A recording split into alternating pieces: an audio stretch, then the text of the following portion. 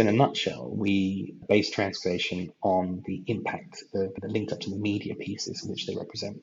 So a cost for a TV commercial script, or a cost for a digital banner, a cost for a campaign headline is more heavily linked to the value in terms of creative of those assets. If you imagine, for example, somebody coming up with a slogan in the 1980s for Coca-Cola that said "Coke adds life," which apparently is quite famously misinterpreted. The German translation for that at the time was "Coke brings you back from the dead," which I think ironically now would go down quite well, but at the time, obviously, it was a bad idea.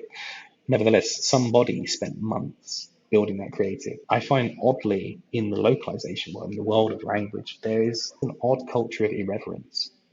It's very much an attitude of English first.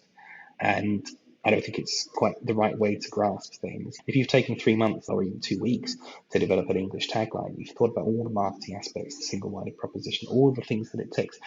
Why do you think it's appropriate to get the translation of that done the next working day at 9 a.m.?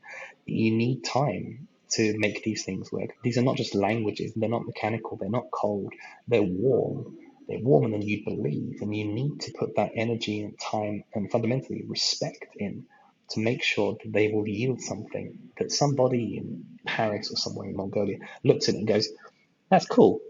They don't look at it and say, "That was based on an English master." They don't do that. No one can see the strings.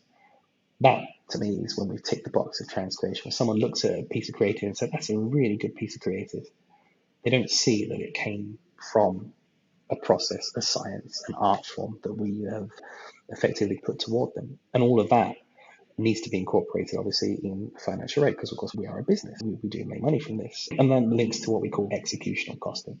So about how we use the size of it and the impact that ultimately it will drive in market.